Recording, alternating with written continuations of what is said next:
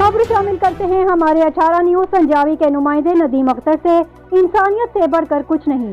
रमजान शरीफ नेकियों का महीना है, जहां मुसलमान इस रमजान शरीफ में ज्यादा से ज्यादा नेकियां कमाने की कोशिशें करते हैं। वहीं इंसानियत की खातिर हिंदू अकलियती बाप बेटे बाप श्यामलाल उर्फ बाड़ू सेठ और बेटा मुनव्वर लाल ने रमजान शरीफ में गरीब मस्कीन नादार लोगों के ताउन शुरू किया हुआ है। बाप बेटा छुपकर बगैर तस्वीर खिंचाए मजबूर बेबस लोगों की मदद करते, किसी को नकद किसी को अशिया फरोनोश देकर देते हैं।